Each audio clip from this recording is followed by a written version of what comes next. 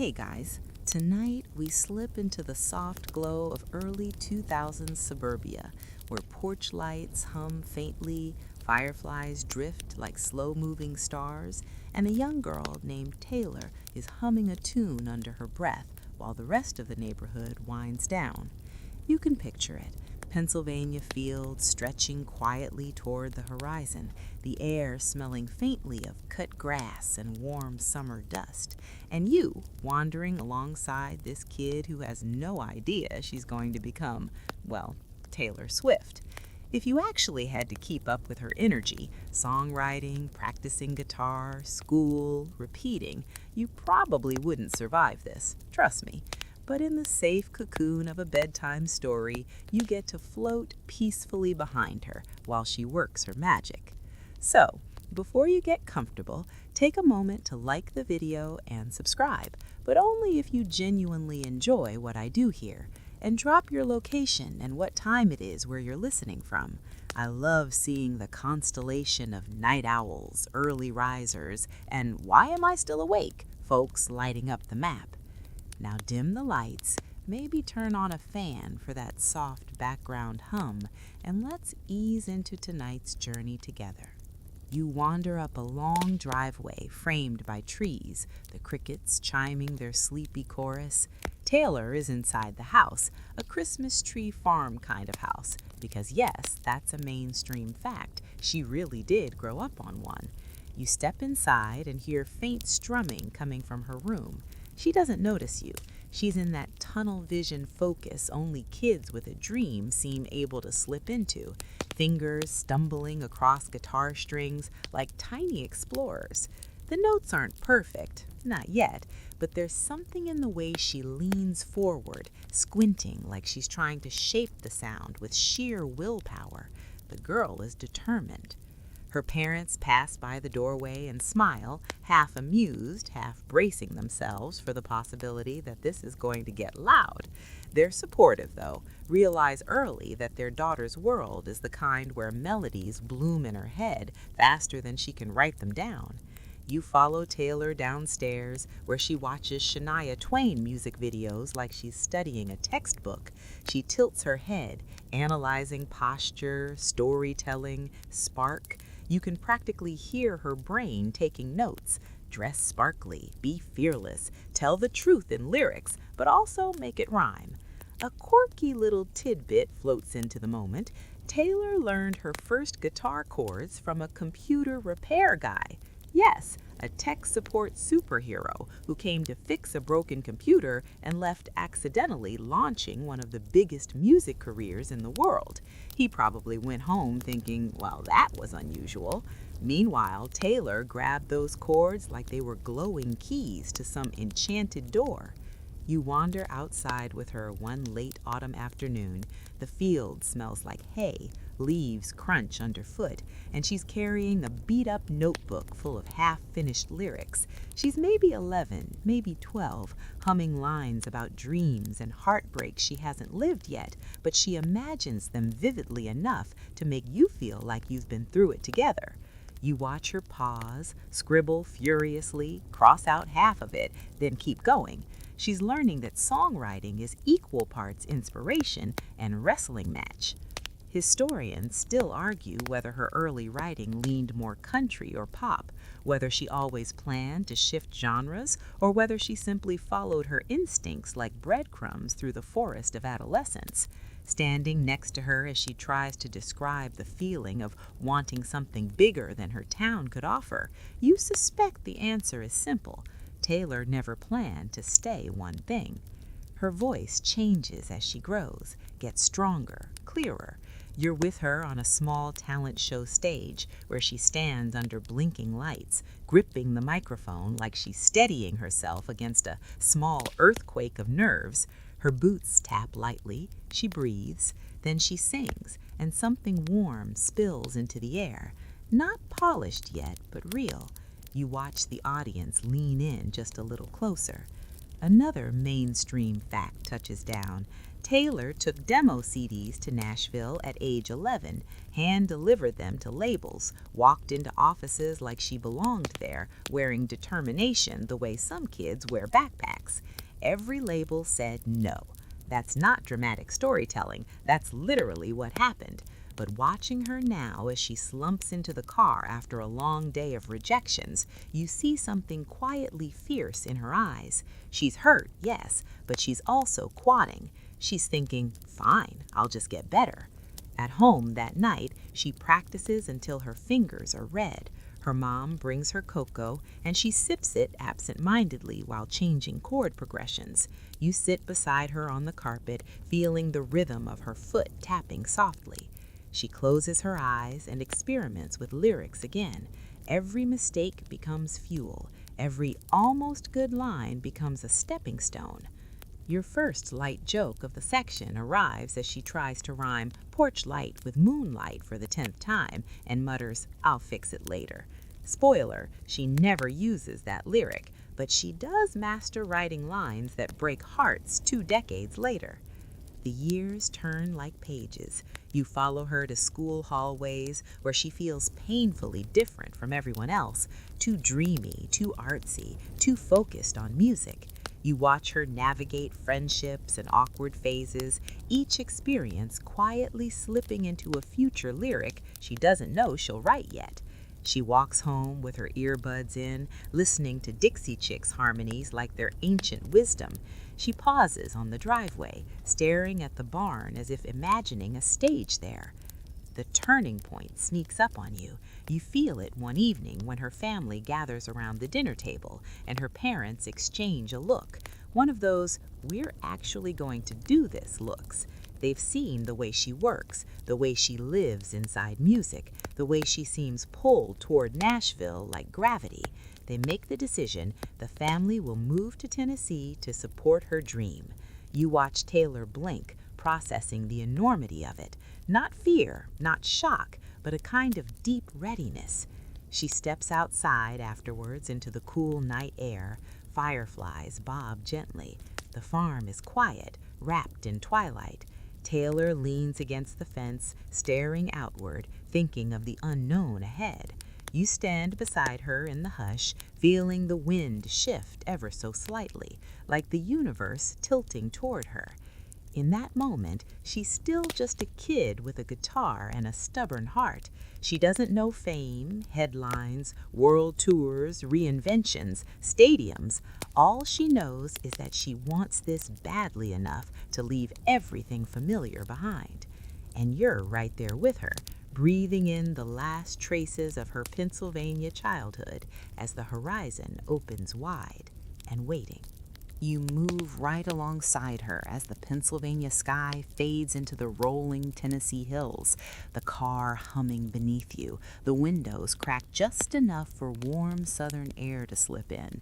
Taylor leans her forehead against the glass, watching the landscape shift, farms thinning into interstate strips, billboards promising barbecue, the whole world widening like a stage curtain lifting. You can feel that bubbling mix inside her, excitement, nerves, and this fierce certainty humming in her bones. Nashville isn't just a city on the map, it's a destination in her head, glowing like a beacon labeled "someday." The moment the car crosses into Davidson County, you can practically hear her heartbeat quicken. Nashville, Music City, smells faintly of roasted coffee, guitar polish, and the lingering echo of dreams people have chased here for decades. You walk beside her down Lower Broadway, neon signs flickering, honky-tonk music drifting from open doors. Musicians are everywhere, on sidewalks, in bars, in studios she doesn't have access to yet. It's overwhelming, but Taylor's eyes absorb everything like she's assembling a puzzle only she can see. Within weeks, her routine becomes a kind of musical boot camp. Guitar practice in the morning, school in the afternoon, songwriting at night. She scribbles ideas in notebooks, in margins, on napkins, anything she can get her hands on. One quirky tidbit: Taylor actually wrote so much in school that teachers sometimes thought she was taking obsessive notes. Nope, just plotting the emotional blueprint of future hit songs. You follow her into her bedroom in Hendersonville, posters on the wall, fairy lights strung with the precise chaotic charm only teens can pull off. It smells faintly of vanilla and notebook paper. She's sitting cross-legged on her bed, rewriting a verse for the fourth time. Her cat, Meredith, or wait, not yet, the iconic cats come later. This is pre-cat era. The mattress dips as she sighs, then doubles down, humming new melodies under her breath. You watch her feed that unstoppable loop. Write it, read it back, shake her head, write again. She's discovering the creative law of the universe. Good songs aren't born, they're sanded, sharpened, and shaped. Mainstream fact sliding in, Taylor began co-writing professionally at just 14. That's freshman in high school age.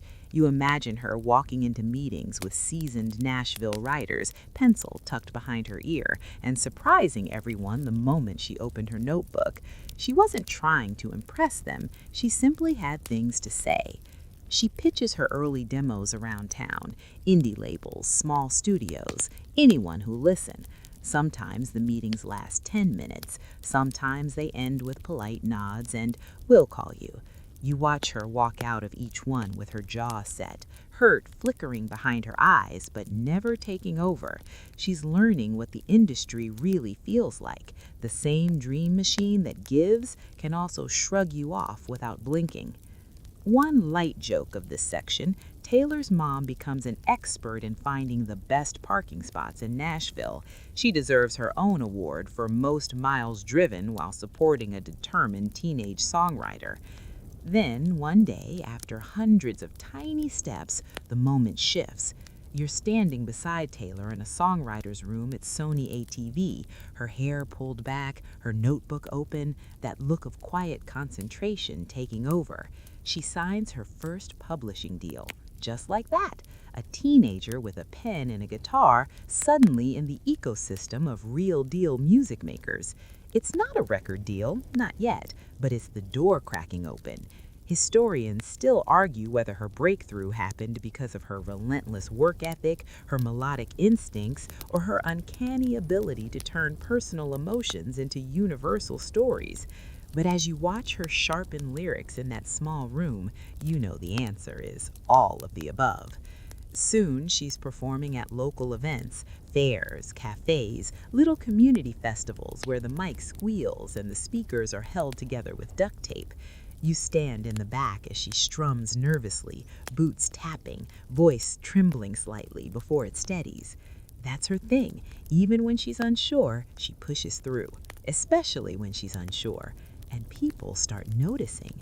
Kids her age linger after sets. Moms lean in. Someone always asks, "What's her name again?" One evening, she performs at the Bluebird Cafe, a small, legendary room where careers have a habit of colliding with fate. The smell of chili and coffee floats through the air. Songwriters sit shoulder to shoulder, guitar cases lined up at their feet. Taylor steps onto the stage. There's no production, no spotlight, just her guitar, and the truth she's learning to tell in melodies. You can feel the shift. She sings with clarity, a kind of emotional sincerity that hushes even the talkers at the bar. And among the small crowd is Scott Borchetta, future founder of Big Machine Records. He watches her like he's replaying her songs in his head.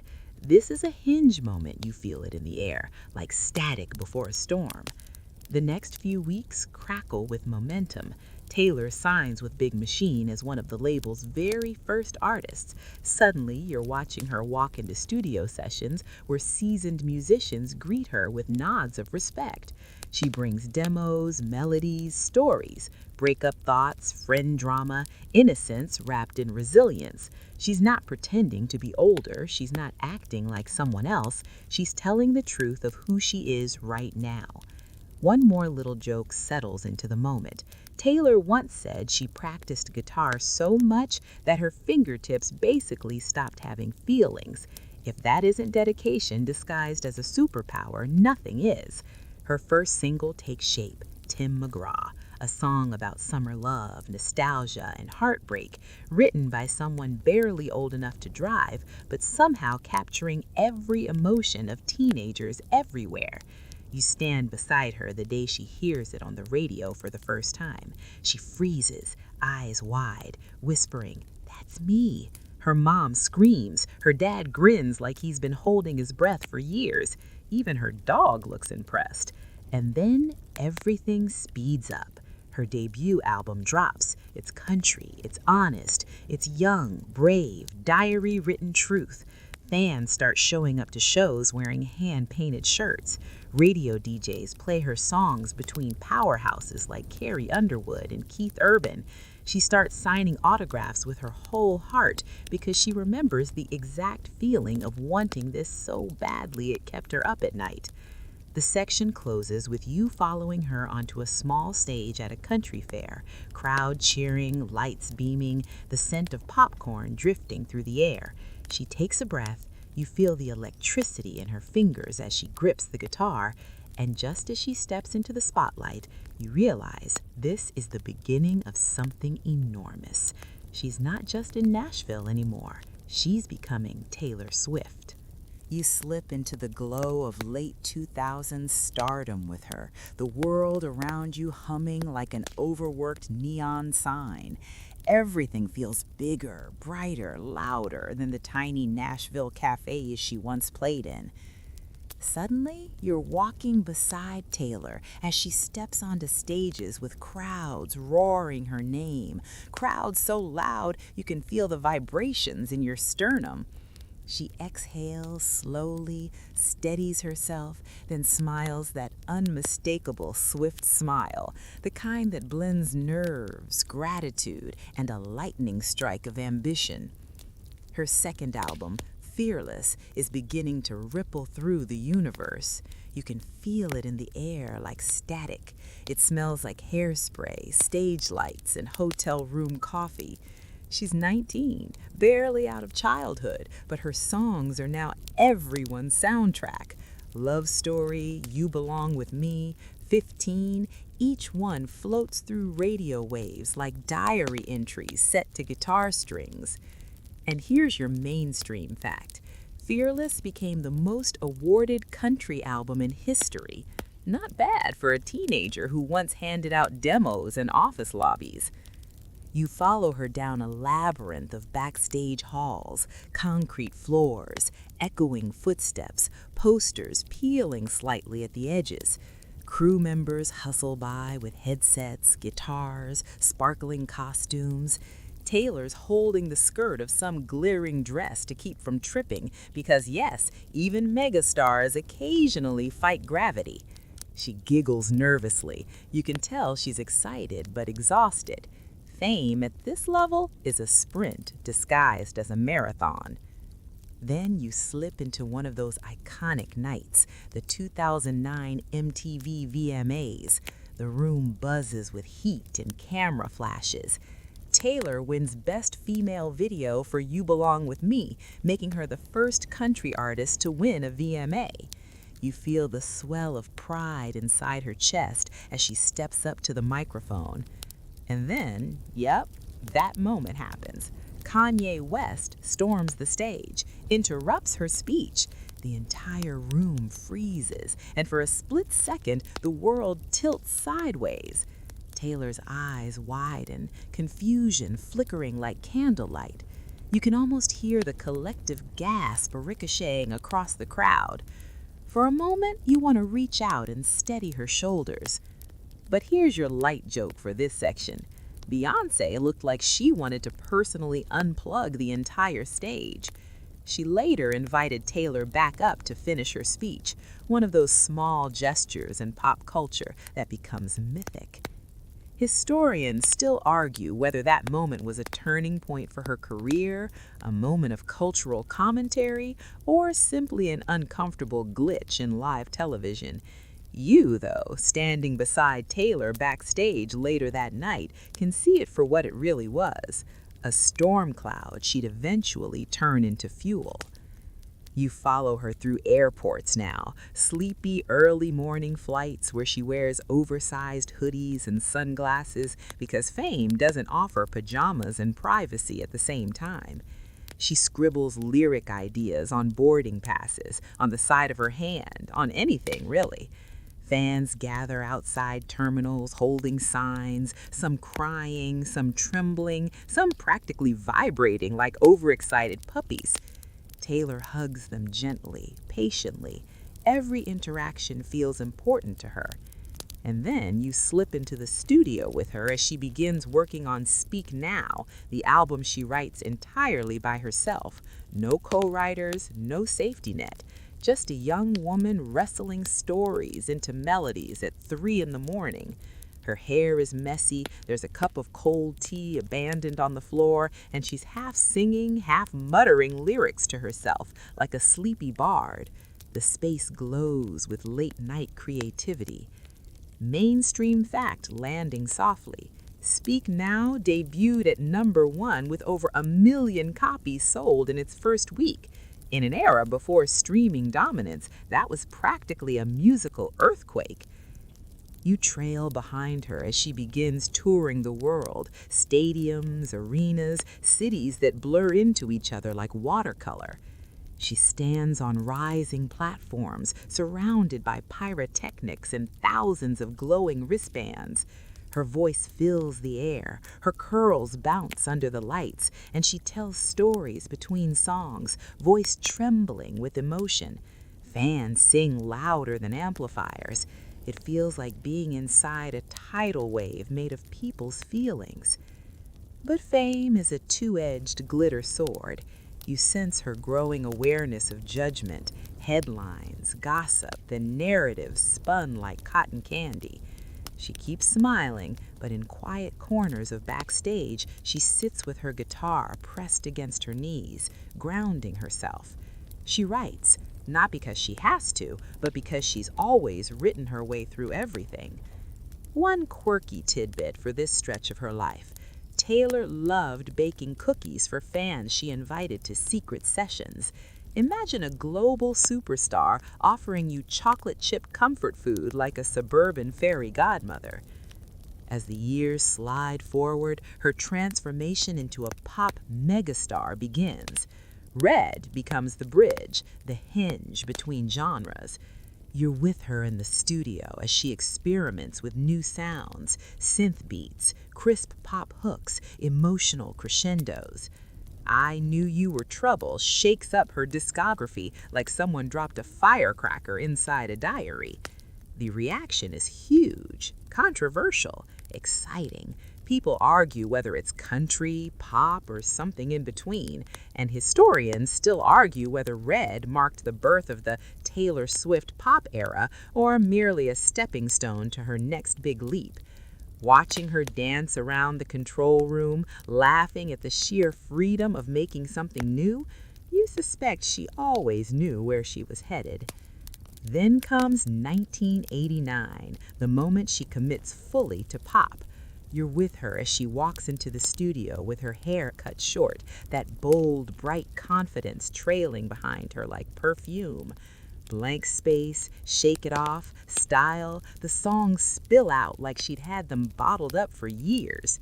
When the album releases, the world tilts in her direction.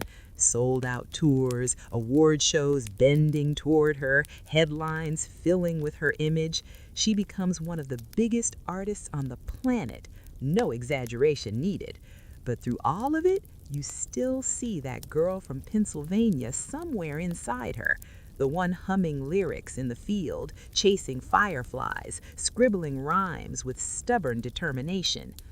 Another light joke drifts in. Taylor made Surprised Face so iconic at award shows that it practically earned its own fan club.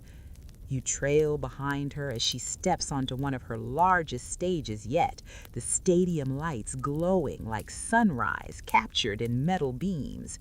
She gazes out at the crowd, tens of thousands of faces, and takes a breath. The moment feels slow, suspended. You feel it too, like your heartbeat synced with hers. This is no longer a hopeful Nashville teenager. This is Taylor Swift, global pop force. And her story is still unraveling in front of you, bright as a spotlight and tender as a handwritten note. You feel the atmosphere shift as you step with her into one of the most turbulent, transformative chapters of her life.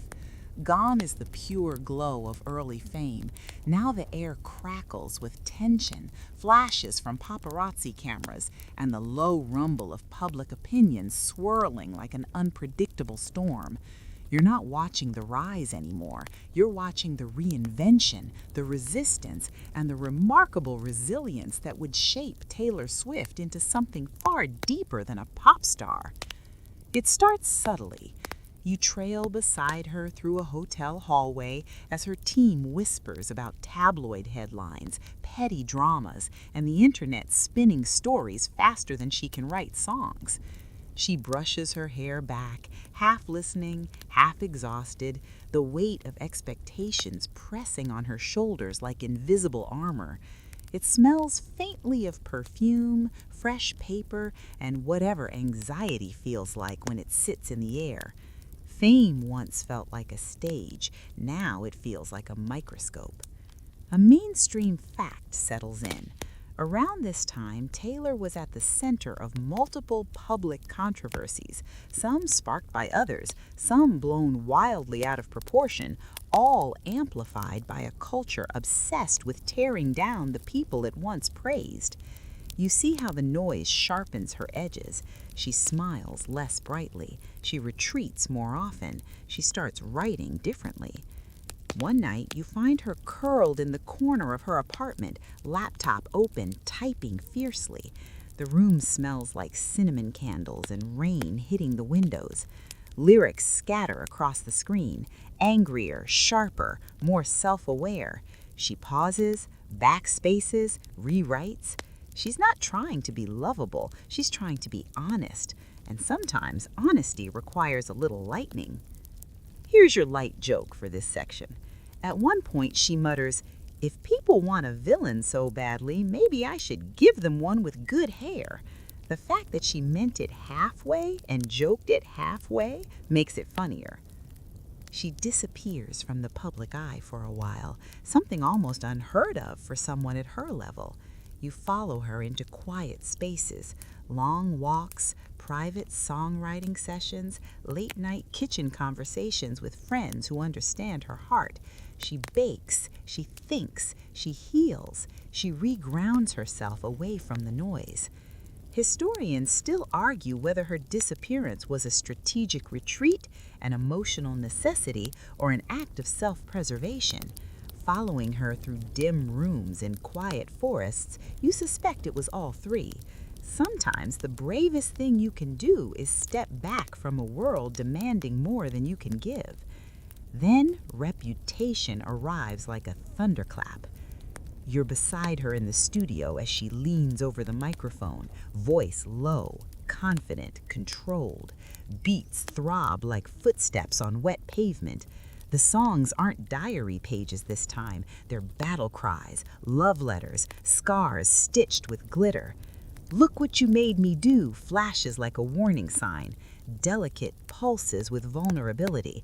The entire album feels like a woman taking back control of her narrative with claws sharpened by survival. The stadium tour that follows is colossal. You stand with her backstage as mechanical cobras coil around digital towers, lights strobe, and the stage stretches further than some neighborhoods. She steps into the roar of 60,000 people who sing every word back to her, not because they want perfection, but because they saw her fall and rise again. It feels like witnessing a phoenix reclaiming its sky. There's a quirky tidbit here. For the Reputation era, Taylor placed egg hunting eggs everywhere. Music videos, interviews, tour visuals. She turned her entire public identity into a scavenger hunt, leaning into mystery like an art form. You watch her giggle with her team as she hides tiny clues in the corner of a poster, whispering, "They'll find this in about 2 hours." But the storms eventually calm, and in the soft quiet that follows, you see her shift again. She steps away from dark beats and sharp edges and turns toward color, toward softness, toward joy. Lover blooms like a pastel sunrise, gentle, romantic, full of warmth. You walk beside her through a pastel studio where she paints metaphors with wide-open vulnerability. Cornelia Street, Lover, The Archer, each one feels like a deep breath after years of holding it in. Yet no era prepares you for the tectonic shift that comes next. The battle for her masters, her fight to own her own music. You can feel her anger simmering beneath her composure, the injustice of watching someone else own the diary pages she wrote with trembling teenage hands. But instead of folding, she strategizes. And here's your light joke for this section. When Taylor decided to re-record her albums, somewhere in the universe, an executive probably spilled his coffee. You follow her into the studio during the Taylor's version sessions. She sings with the voice of someone older, wiser, more sure of herself. It's like watching past and present shake hands. A reclamation, a resurrection, a reclamation so bold it becomes a blueprint for artist empowerment. The world watches as she takes back what was hers. And then, as if she wasn't busy rewriting music industry history, she does something else entirely. She disappears into quiet cabins and woodland studios to birth something unexpected, something fictional, emotional, mystical. Folklore. You're with her as she sits cross-legged on a cabin floor, surrounded by notebooks, guitar chords drifting like dust motes. The air is cool, the lighting soft, the whole world paused in pandemic stillness. She writes stories about people who don't exist. Augustine, Betty, the last great American dynasty. She explores emotions that feel older than she is. The songs seep out like whispered secrets in the dark. Evermore follows like winter after fall, gentle and melancholy. She turns her heartbreaks, her imagination, her quiet musings into something literary, something timeless. Historians still argue whether folklore marked her greatest artistic leap. Watching her sit in candlelight, brows furrowed, guitar resting against her knee, you suspect the answer is yes. You stand with her now on the invisible bridge between eras, country girl, pop icon, battle-scarred phoenix, cottagecore poet. Every version of her lingers in the shadows, braided into who she becomes next. And just when you think the story might be slowing down, it's only building momentum. You move with her now into a softer, more introspective landscape, far from the neon glare of stadium lights and the clang of headlines, drifting instead into a quieter world shaped by stories, pine-scented air, and the subtle hum of creative stillness. After the chaos, after the conflict, after clawing back the rights to her art, Taylor slips into a cabin-like stillness that feels almost sacred. You're there with her as she exhales finally, like someone who's been underwater for years and has just broken the surface. This new phase smells like wood smoke and warm blankets. The lighting is dim, golden, the kind that wraps a room in a hushed, magical glow. Taylor sits barefoot on a rug, hair loose, guitar resting lightly against her thigh. The frenetic pressure of pop has melted away. She's not chasing hooks right now. She's chasing narratives, ghosts, memories, things that feel older than she is. And in this quiet cocoon, a new sound takes shape. Here's your mainstream fact. Folklore, released in 2020, became one of the most critically acclaimed albums of her career, winning Album of the Year at the Grammys. It wasn't a pop explosion, it was a whisper, and the world leaned in to hear it. You watch her hum a melody softly, slowly, like she doesn't want to startle it away. Her notebook is open, filled with half-formed characters, a runaway, a lonely widow, star-crossed teens in a fictional town. You notice how she reaches beyond autobiography into imagination, crafting stories that feel like old myths rediscovered. The world outside her window might be still, locked in uncertainty, but inside her mind, forests bloom and heartbreaks rewind and whole universes unfold. There's a quiet power in watching her create like this. She's grown, not just older, but deeper, like a river carving new paths. Her voice softens, her lyrics sharpen. She no longer needs to tell her own story to reveal something true. A quirky tidbit rises to the surface. While making folklore, Taylor sometimes recorded vocals under blankets to soften the sound. Picture a global superstar singing chart-topping songs from inside a living room pillow fort. Somehow it fits her perfectly. You follow her to the piano now, the keys cool beneath her fingers. She plays a few notes, stops, rewinds, tries again. The cabin feels like it's breathing with her. She's building worlds, Betty and James and Augustine tangled in the teenage love triangle no one saw coming. A woman cursed by her family's history in the last great American dynasty. A quiet retreat into grief in exile. Characters swirl around her like spirits waiting to be written down. You sit beside her on the wooden floor, feeling the shift as she crafts songs not meant for arenas, but for soft headphones in the dark. Historians still argue whether Taylor's pandemic-era work represents a genre shift, a temporary experiment, or the birth of a parallel artistic identity. Watching her here, candle flickering against the window pane, you suspect it's all of them. Reinvention isn't something she tries to do, it's something she breathes. And then, as though she had more stories than one album could contain, Evermore arrives. You're there for the moment she calls it the sister record, as if the albums were two halves of a snow-dusted tapestry. The songs are colder, more wintered, like walking through a frost-bitten forest where every tree hides a story. Champagne Problems, Tolerated, Dorothea. Each song feels like a short film flickering behind your eyelids. One light joke rolls in like a warm breeze. Taylor releases surprise albums with the same casual energy most people use when announcing they bought a new plant, except her surprise drops cause global meltdowns and midnight group chats to explode. In between recording sessions, she curls on a couch with a mug of tea, wrapped in a blanket, scrolling through fan theories that somehow managed to guess Easter eggs she didn't even intentionally place. She laughs softly, shaking her head, and you can tell she secretly loves that her fans know her storytelling instincts almost better than she does.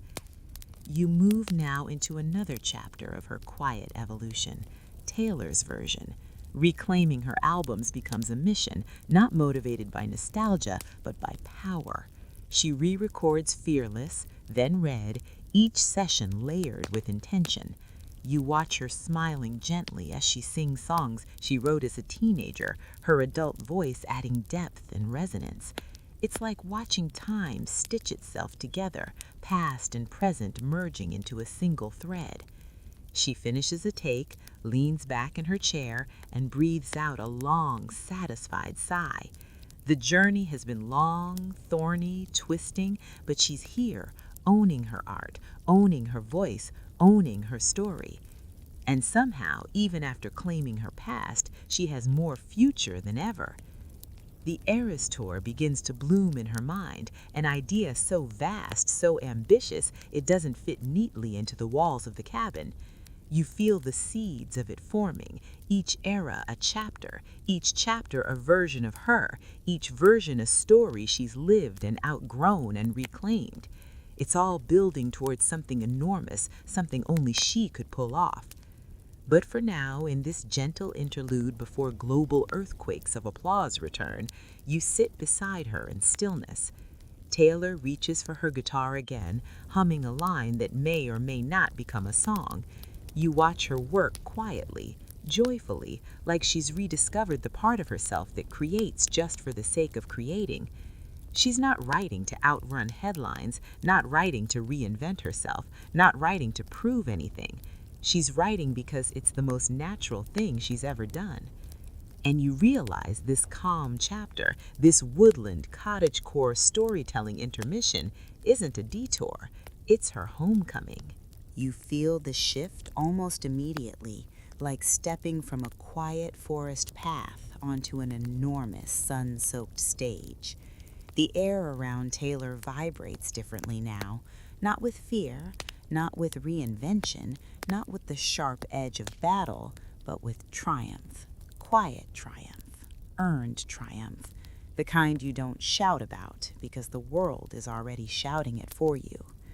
You're standing with her at the threshold of her modern eras, each one a monument to creativity, guts, and an almost supernatural ability to stay 10 steps ahead of everyone, including the people trying to define her. The noise of past controversies has faded into a kind of distant static. The storm clouds have cleared. She has the pen now. She has the masters now. She has the narrative, and you're right beside her as she shapes her legacy in real time.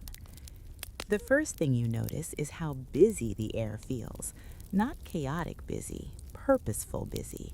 She's planning re-recordings, conceptualizing new videos, editing lyrics, advocating for artists' rights, and quietly building what will become one of the most influential discographies in music history. She moves through her home studio with a calm intensity, humming melodies, cross-checking track lists, scribbling notes on sticky pads that end up covering entire desks.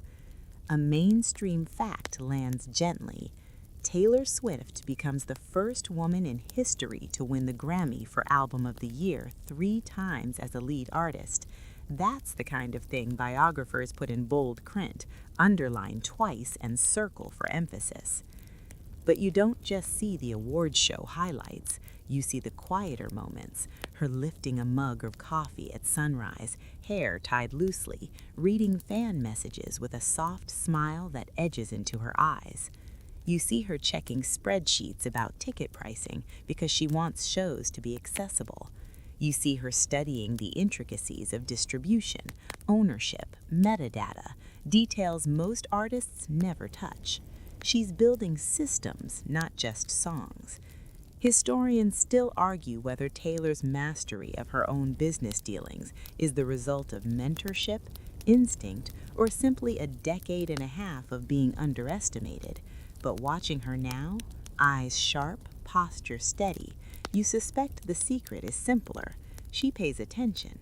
She always has. Then comes Midnights, a return to synth-pop shimmer blended with insomnia-tinted honesty. You sit next to her on the floor as she writes about self-doubt, karma, revenge, longing, and the sleepless spiral of overthinking. The songs glow with late-night neon. The vibe feels like lying on your back at 3 a.m., staring at the ceiling, confronting the thoughts you pretend not to have during the day. It's confessional, flawed, confident, self-aware, self-critical. It's human. A quirky little tidbit floats into the moment. Taylor kept track of her sleepless nights over the years as inspiration, joking once that she might as well profit off insomnia. Honestly, mood. Then something enormous begins to take shape, something so ambitiously oversized it feels almost impossible until it happens. The Eras Tour. You're with her in the planning room. The table is covered with sketches, mood boards, set lists, lighting notes, fabric samples. Each era has its own color, its own texture, its own identity. It looks like someone spilled a rainbow and then organized it alphabetically. The show she's designing isn't just a concert, it's a map of her life, a tribute to every version of herself she's been. And when the tour finally begins, you feel the impact like an earthquake. Stadiums erupt with sound. Fans show up in handcrafted outfits, trading bracelets, crying before the show even starts. The energy buzzes like static electricity on your arms. You walk onto the stage with her, feeling the vibration of 80,000 footsteps beneath the floor, the lights hitting your face in a dazzling flare. Taylor takes a breath, smiles, and steps into the opening beat. 3 hours, 40-plus songs, 0 breaks, a marathon disguised as a musical. She dances, sings, tells stories, laughs, commands the stadium like she was born there. You watch her move through eras the way some people flip through photo albums: soft nostalgia, bold reinvention, fiery confidence, quiet tenderness. Each era hits differently.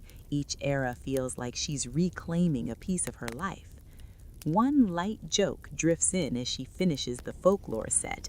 She looks at the audience and says something like, "I hope you like album divorces because I've got 9 of them." The crowd roars. And here's the thing, the Eras Tour doesn't just become big, it becomes the biggest tour in history, a cultural event, an economic boosting phenomenon, a global gathering of fans, memories, sparkles, catharsis, and shared language. And you're there for all of it, moving with her through tunnels, across stages, into dressing rooms where she switches outfits with the speed of a superhero on a deadline. Historians, yes, again, still argue whether Taylor's impact is best measured in records, economics, influence, or emotional connection. Standing beside her as she catches her breath between sets, mascara slightly smudged, smiling as glitter clings to her arms, you sense the truth.